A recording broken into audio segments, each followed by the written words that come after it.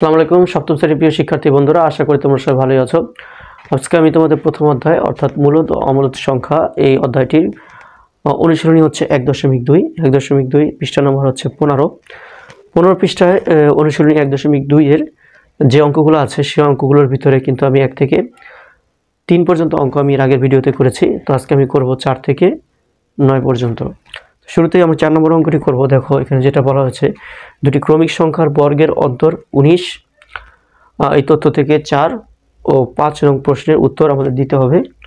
4 নম্বর প্রশ্নটা হচ্ছে, একটি সংখ্যা 10 হলে অপর সংখ্যাটি কত? সংখ্যাটি 12 নাকি 11 নাকি 9 নাকি 8? আমাদের তথ্য কি? তথ্য হচ্ছে দুটি ক্রমিক সংখ্যার বর্গের অন্তর 19। ক্রমিক সংখ্যা মানে সিরিয়ালের সংখ্যা, ঠিক আছে।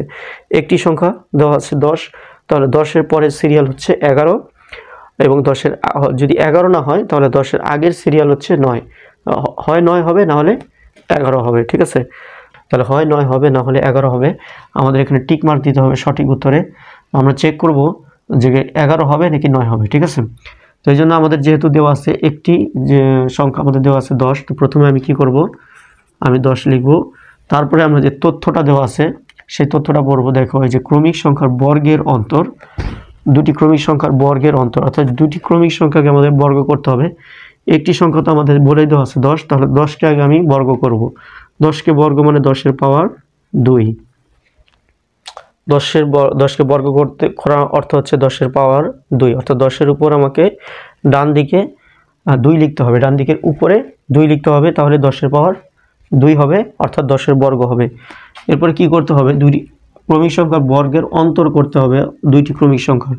তাহলে বর্গের আমাদের অন্তর মানে বিয়োগ করতে হবে, তাহলে আমি কি করব, এই একটি সংখ্যার বর্গ করছি, এরপরে আমি বিয়োগ করব, অপর সংখ্যাটি বিয়োগ করব এই সংখ্যার একটি সংখ্যা থেকে। তাহলে অপর সংখ্যাটি আমি কি বলেছি, 9 হতে পারে, 11 হতে পারে। তো 9 দিয়ে আমি চেক করি, তো আমি 9 লিখলাম, অপর সংখ্যাটি 9।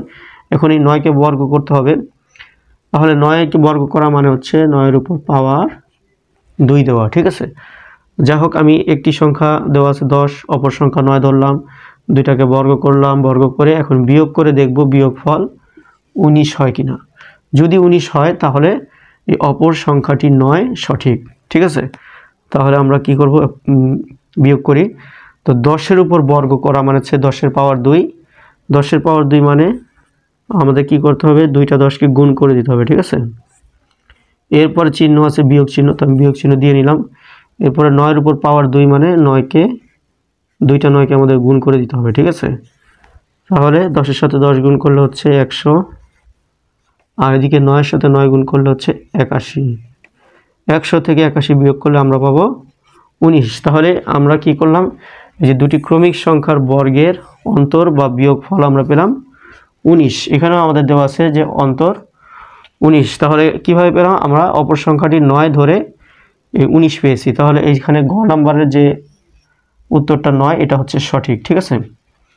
তো 4 নম্বরের উত্তরটা হবে এই 9, অপর সংখ্যাটি 9। তো এখন আমি 5 নম্বরটা করব। 5 নম্বর অঙ্কটি যেটি বলা হচ্ছে সেটা হচ্ছে সংখ্যা দুটির বর্গের যোগফল কত। তো সংখ্যা দুটি তো আমরা জেনেই গেছি, যে আমরা জানি যে একটি সংখ্যা আমাদের দেওয়া ছিল কত, 10, এবং অপর সংখ্যাটি আমরা নির্ণয় করে পেয়েছি 9, ঠিক আছে। তো এখন আমাদের যে কাজটা হচ্ছে 5 নম্বরে, আমাদের এই সংখ্যা দুইটা আমরা বর্গ করব, বর্গ করার পরে যোগ করে আমরা দেখব ফলাফল কত আসে। প্রথম যে সংখ্যাটা যেটা দেওয়া ছিল সেটা হচ্ছে 10।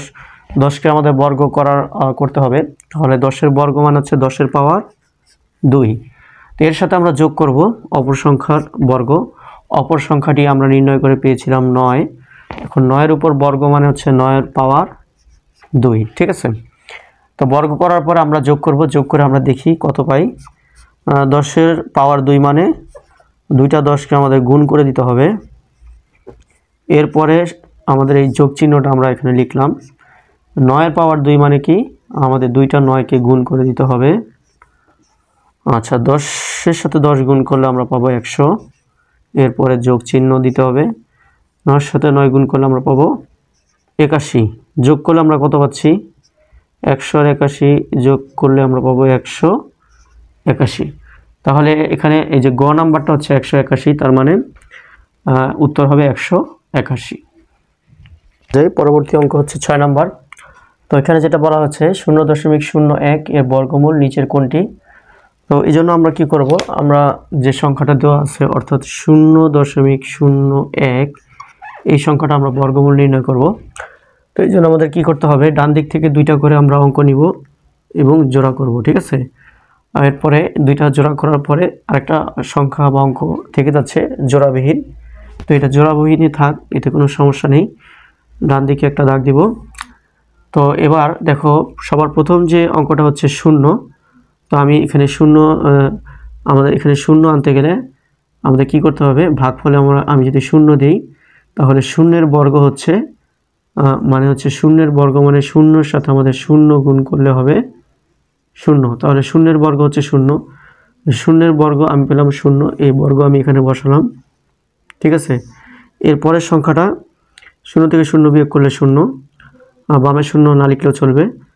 পরের সংখ্যাটা নামার আগে দেখো দশমিক আছে, তাহলে পরের সংখ্যাটা নামানোর আগে আমরা কি করব, দশমিক দিয়ে তারপরে পরের সংখ্যাটা আমরা নামাবো। পরের সংখ্যা হচ্ছে 0-1, তো 0-1 আমি নামালাম, বামে 0 না লিখলেও চলে, শুধু 1 লিখলেই হবে। তো যাই হোক, এখন এখানে 1 আছে, তাহলে এখানে যদি আমি 1 লিখি তাহলে 1-এর বর্গ মানে হচ্ছে 1 গুণ 1 বর্গ হচ্ছে 1, 1-এর বর্গ 1, 1-এর সাথে 1 গুণ করলে আমরা 1 পাবো, বিয়োগ করলে 0, তাহলে ভাগফল আমরা পাচ্ছি 0.1। 0.1 এটাই হচ্ছে নির্ণেয় বর্গমূল। এখানে কার সাথে মিলতেছে, এখানে খ নম্বর হচ্ছে 0.1, তাহলে অ্যান্সার হবে এটা, হ্যাঁ, খ নম্বর 0.1 নম্বর অঙ্ক। এখানে বলা হচ্ছে কোনো সংখ্যার একক স্থানীয় অঙ্ক 2 বা 8 হলে তার বর্গ সংখ্যার একক স্থানীয় অঙ্কটি কত হবে, ঠিক আছে। তাহলে 2 যদি হয় একক স্থানীয় অঙ্ক, তাহলে 2 এর বর্গ করলে কি হবে, 2 এর বর্গ করলে হবে 4, ওকে। আচ্ছা, যদি একক স্থানীয় অঙ্ক 2 না হয় 8 হয়, তাহলে 8 এর বর্গ কত হবে, 8 এর বর্গ হবে 8 8 64, এবং 64 একক স্থানীয় অঙ্ক হচ্ছে 4, এবং এটার উপরে যে 2 আর 2 বর্গ করে সেখানেও আমরা একক স্থানীয় অঙ্ক 4ই পেয়েছি। হলে তার বর্গ সংখ্যার, এই যে এটা হচ্ছে 2 এর বর্গ সংখ্যার আর এটা হচ্ছে 8 এর বর্গ সংখ্যা, তাহলে তার বর্গ সংখ্যার একক স্থানীয় অঙ্কটি হবে কত হবে। এখানেও দেখতে পাচ্ছি 4, এখানেও দেখতে পাচ্ছি 4, তাহলে এখানে আমরা দেখি 4 আছে কোথায়, আমরা দেখতে পাচ্ছি খ নম্বরে 4 আছে, তাহলে আমাদের অ্যান্সারটা হবে খ। অঙ্কটি হচ্ছে 8 নম্বর অঙ্ক। এর আগের আমি 7 নম্বর অঙ্ক করেছি, যদিও সেখানে ভুলে 6 লেখা ছিল, ঠিক আছে। যাই হোক, 8 নম্বর অঙ্কটা এখন আমি করবো। এখানে হচ্ছে দেখো 3 গুণ 7 গুণ 5 গুণ 7 গুণ 3, এই গুণাকার সংখ্যাটিকে কি বলা হয়েছে, কত দ্বারা গুণ করলে বা ভাগ করলে, গুণ অথবা ভাগ করলে পূর্ণবর্গ সংখ্যা হবে, ঠিক আছে। তাহলে আমরা দেখি, দেখো এখানে গুণাকারে এখানে 3 আছে কয়বার, 3 আছে 2 বার, 7 আছে 2 বার, মানে 3-এর জোড়া আছে এবং 7-এরও জোড়া আছে, কিন্তু এখানে 5 হচ্ছে একা, 5-এর কোনো জোড়া নেই, ঠিক আছে। তাহলে যেহেতু 5 জোড়া নেই, 5 হচ্ছে জোড়াবিহীন, তো এই 5 দ্বারা গুণ করলে অথবা ভাগ করলে সেটা কিন্তু পূর্ণবর্গ সংখ্যা হবে, যেহেতু 5 হচ্ছে জোড়াবিহীন। তাহলে অ্যান্সার হবে খ নম্বরটা 5 নম্বর অঙ্ক। এখানে বলা হচ্ছে নিচের কোনটি অমূলদ সংখ্যা। অমূলদ সংখ্যা কি, আমরা জানি যে অমূলদ সংখ্যা হচ্ছে পূর্ণবর্গ নয় এমন সংখ্যার বর্গমূলই হচ্ছে অমূলদ সংখ্যা। আবারও বলছি, পূর্ণবর্গ নয় এমন সংখ্যার বর্গমূলই হচ্ছে অমূলদ সংখ্যা। আমরা এখানে দেখতে পাচ্ছি, এখানে 2-এর উপর বর্গমূল, 9-এর উপর বর্গমূল, 16-এর উপর বর্গমূল, 25-এর উপর বর্গমূল আছে। তো এখানে পূর্ণবর্গ নয় কোনটা সেটা আগে আমাদের জানতে হবে।